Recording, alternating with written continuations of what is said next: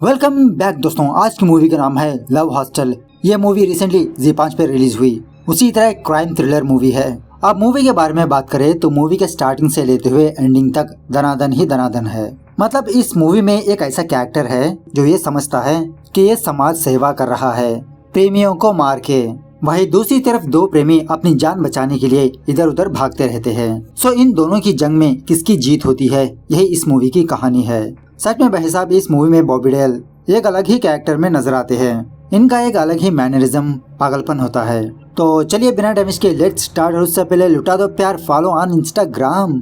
Movie की शुरुआत में ही एक लड़का लड़की रजिस्टर मैरिज कर लेते हैं। अपने फैमिली मेंबर से बचने के लिए ये दोनों कोर्ट का सहारा लेते हैं। कोर्ट इन दोनों को सेफ हाउस भेज देती है। ये लड़की अपने फैमिली मेंबर्स को वीडियो कॉल करके ये सारी बातें बताती रहती है।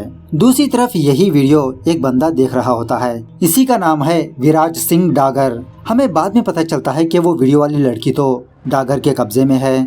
डागर इसको फांसी देने वाला है। और इसी तरह इस लड़के का जो बॉयफ्रेंड होता है, डागर ने उसको कब का फांसी चढ़ा चुका होता है। उसके बाद डागर इस लड़की की फोटो खींचकर इसे भी फांसी चढ़ा देता है। मतलब डागर किसी को भी मारने से पहले उसकी फोटो खींचता है।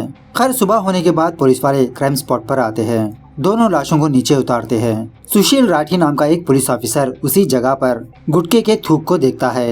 ये देखने के बाद राठी को पक्का यकीन होता है कि इन दोनों को मारने वाला डागर ही हो सकता है।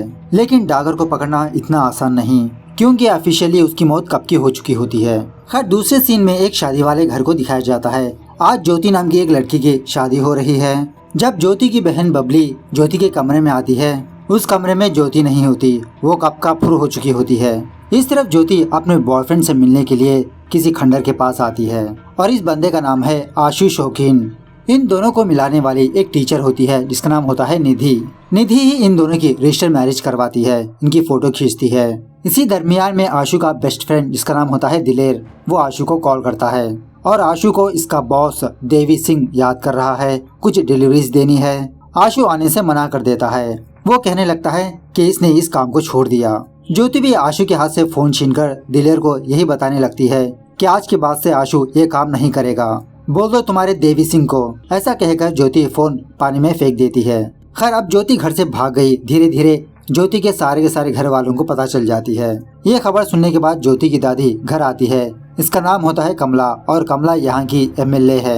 हरियाणा में ऑलमोस्ट इसी का ही राज चलता है। इस तरफ रात होने के बाद जब आशु, ज्योति, निधि ये तीनों डिनर कर रहे होते हैं, आशु को अपनी माँ की याद आती है। ये चाहता है कि ये अपनी माँ के पास जाएगा, लेकिन ज्योति आशु को मना करने लगती है, क्योंकि अगर इसके घर वालों ने आशु को देख लिया तो इसको तो मार ही देंगे।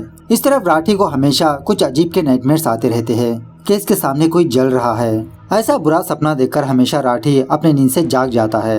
राठी की बीवी को शायद कैंसर होता है, लास्ट स्टेज। राठी हमेशा अपनी बीवी की ही देखरेख करते रहता है। खैर दूसरे दिन आशु, ज्योति, निधि और एक और लॉयर कोर्ट में जाते हैं। ज्योति जज साहब से कहने लगती है कि इन दोनों ने रजिस्टर मैरिज कर ली, लेकिन इन दोनों की जान को खतरा है ज्योति की फैमिली वालों से। अपनी जान की पनाह मांगने के लिए ही ये दोनों कोर्ट के पास आते हैं। जज इन दोनों को एक हफ्ते के लिए सेफ होम भेज देता है और एक हफ्ते के बाद ज्योति के फैमिली मेंबर्स को कोर्ट में हाजिरी देना है। यह सुनने के बाद आशु और ज्योति ये दोनों बहुत खुश होते हैं। निधि और लॉयर का तहे दिल से थैंक यू भी बोलते हैं। उसके बाद जब पुलिस वाले इन दोनों को सेफ होम ले जा रहे होते हैं, आशु का फ्रेंड दिलेर इस गाड़ी को फॉलो करने लगता है, ये पता करने के लिए कि ये सेफ होम कहाँ पर है।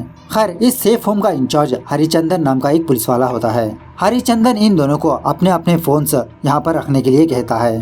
अब ज्योति को थोड़ा शक होने लगता है। हरिचंदन से थोड़ा बहुत लड़ाई झगड़ा करने लगती है, लेकिन ज्योति अपना फोन हैंडओवर करने से पहले अपने शादी के फोटोग्राफ्स फेसबुक में अपलोड कर देती है ताकि इसके घर वालों को पता चले। आशु ज्योति को रोकने की कोशिश करता है, ज्योति नहीं रुकती। सारे फॉर्मेलिटीज खत्म होने के बाद पुलिस वाले इन दोनों को एक कमरा देते हैं रहने के लिए, क्योंकि इन दोनों को यहाँ पर एक हफ्ते तक रहना है। ज्योति उस कमरे के अंदर जाने के बाद ये देखती है कि उस कमरे में सिर्फ ये दोनों नहीं बल्कि काफी सारे जोड़े होते हैं। मतलब वो कमरा एक हॉस्टल जैसा होता है, बेड के ऊपर बेड, बेड के ऊपर बेड। खैर यहाँ आने के बाद ज्योति अपना और आशु का एक वीडियो बनाकर अपने फैमिली मेंबर्स को सेंड करती है।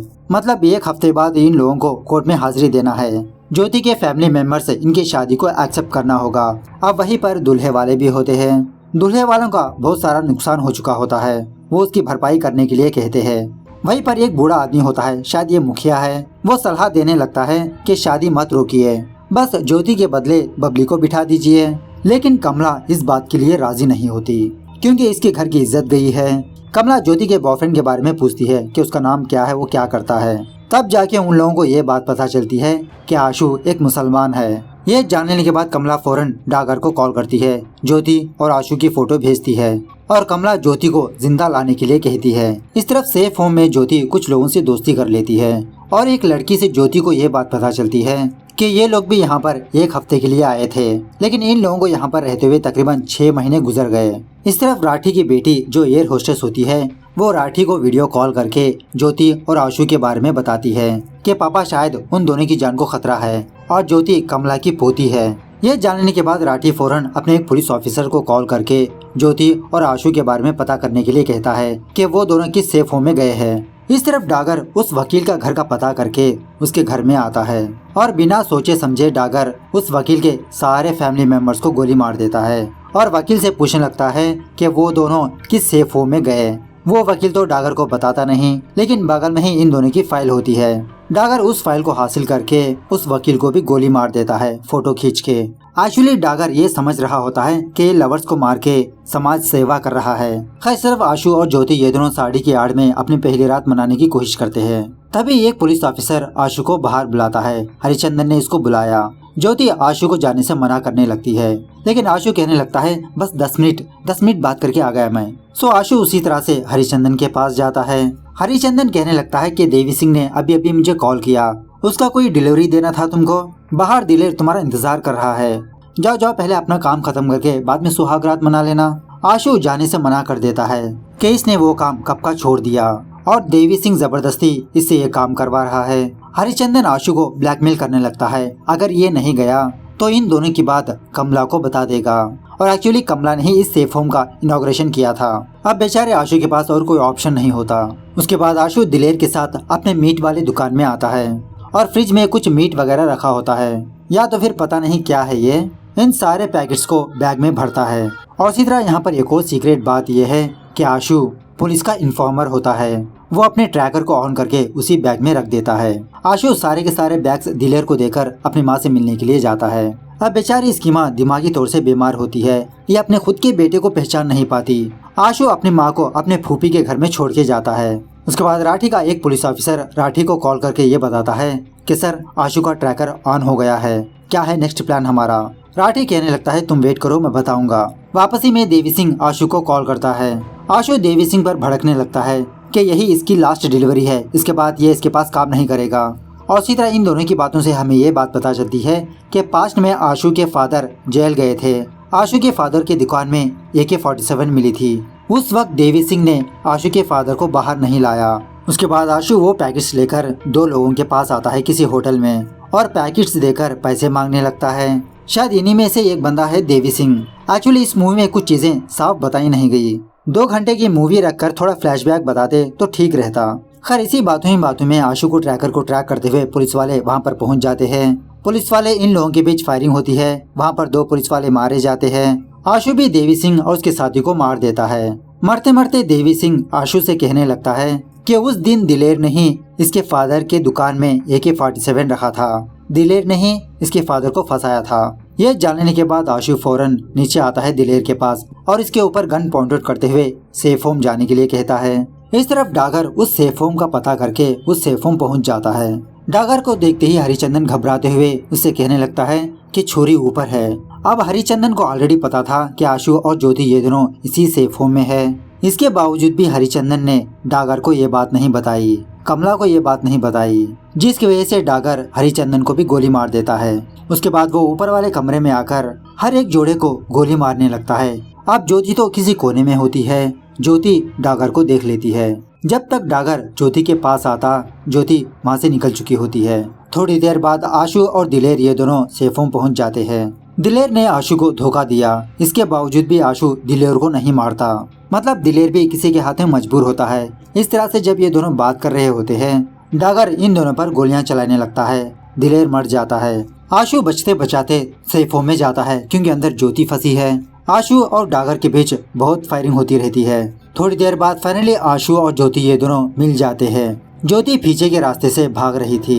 उसके बाद ये दोनों डागर को चकमा देकर वहाँ से भाग जाते हैं। डागर उन दोनों को ढूंढते हुए किसी शादी में जाता है। वहाँ पर भी बिना वजह डागर लोगों को मारते रहता है। कोई बंदा डागर को नाचने के लिए कहा, लो ठप मार दिया। इसी दरमियान में डागर को ये बात पता चलती है कि इसके पेट में भी गोली लगी है। जब आशु और डागर के बीच फायरिंग हुई थी ना, तब इस तरफ सुबह तक आशु और ज्योति ये दोनों किसी पुरानी फैक्ट्री में छुपे रहते हैं। तभी वहाँ पर अपनी कार में दो गे लोग आते हैं। इन दोनों का नाम है परम और साजिद। ज्योति इन दोनों की मदद से आशु को हॉस्पिटल ले जाती है क्योंकि आशु के पैर में चोट लगी होती है। दूसरी तरफ राठी और उसका सुपीरियर उस सेफ होम आते हैं। वहाँ पर लाशों की ढेर बिछी होती है। राठी अपने सुपीरियर से यही कहने लगता है कि ये काम डागर का ही है, लेकिन इसका सुपीरियर राठी से कहने लगता है कि डागर तो कब का मर चुका है, उसका डेथ सर्टिफिकेट भी इश्यू हो चुका है, उसकी मौत पर आधा हरियाणा आया था, तुम इस केस में इन्वॉल्व मत हो, अपनी बीवी की केयर करो। लेकिन राठी अपने सुपीरियर से 3 दिन का टाइम मांगता है। इस तरफ डागर एक कुत्ते वाले डॉक्टर के पास आता है अपने पेट में जो गोली है उसे निकलवाने के लिए। बुलेट निकल जाने के बाद डागर उसी जगह पर एक कुतिया को देखता है। उस कुतिया को अपने साथ रख लेता है। जब ज्योति आशु को हॉस्पिटल पहुंचाती है, डॉक्टर कहने लगती है कि आशु को यहाँ पर 3 दिन एडमिट करना होगा, लेकिन इन दोनों के पास इतना टाइम नहीं। सो ये दोनों दोबारा परम और साजिद के साथ वहाँ से चले जाते हैं। इस तरफ राठी इन्वेस्टिगेशन के दौरान निधि को कॉल करता है। उस वक्त निधि किसी दूसरे गांव में होती है। कॉल करके जो कुछ भी हुआ वो सारी बात बताने लगता है। और इसी तरह निधि की बातों से हमें ये बात भी पता चलती है कि कुछ सालों पहले राठी का भाई और एक और लड़की ये दोनों एक दूसरे से प्यार करते थे। राठी का भाई और उसकी जीएफ आग में जलकर राख हो गए, राठी की आंखों के सामने ही। इस तरफ आशु, ज्योति, परम, साजिद ये चारों किसी होटल में आके रुकते हैं। बबली ज्योति को कॉल करके जो कुछ भी हो रहा है वो बताने लगती है कि कमला ने इनके पीछे डागर को भेजा इनको मारने के लिए, और उसी तरह ज्योति का फादर ज्योति के साथ है। कमला बबली की जबरदस्ती शादी करवाना चाहती है। उसी वक्त डागर आशु के फोन को ट्रैक करते हुए उस होटल में पहुंच जाता है। आशु के फोन को कॉल करता है। ये देखकर आशु समझ जाता है कि डागर इनके पास आने वाला है, जल्द से जल्द इन दोनों को यहाँ से निकलना होगा। इसी हड़बड़ाई में ज्योति आशु से कहने लगती है कि आशु, तुम फौरन मेरे घर जाकर बबली को यहाँ पर लेकर आओ। अब पहले से ही ये दोनों एक परेशानी में फंसे होते हैं। आशु एक और परेशानी में फंसना नहीं चाहता। इसी बात को लेकर इन दोनों में झगड़ा शुरू होता है। थोड़ी देर बाद वहाँ पर परम और साजिद आते हैं कुछ शॉपिंग वॉपिंग करके।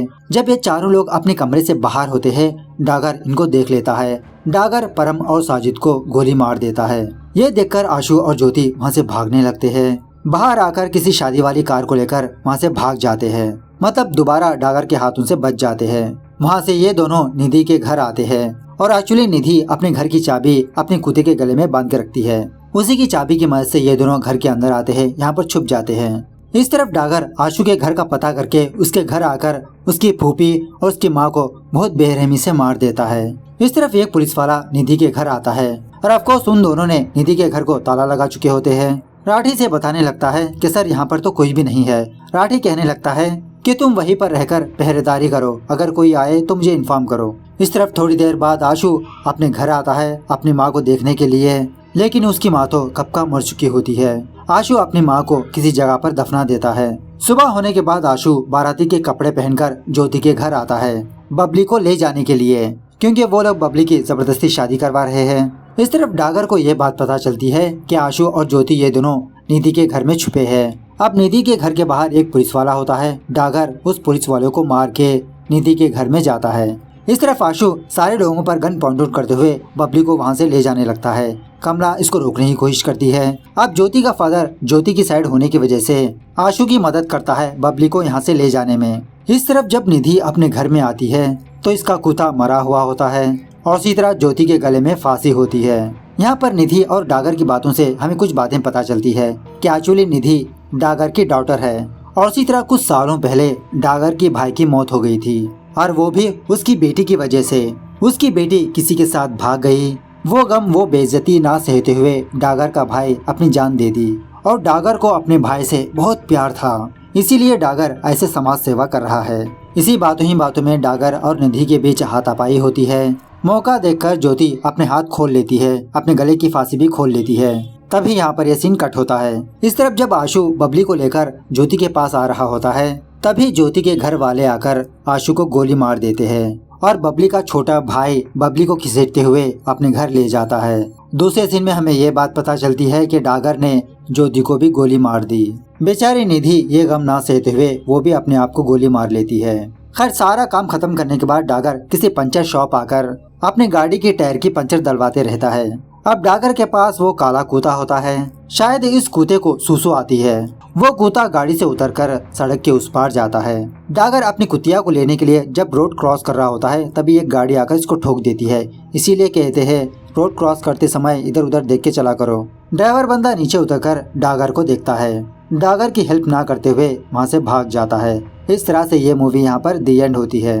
मतलब बेचारा डागर मरा तो मरा, एक कुत्ते की वजह से मरा। तो मूवी कैसे लगी कमेंट करके बताना जरूर। मिलते हैं अगली वीडियो में, तब तक take care, bye bye, see you soon.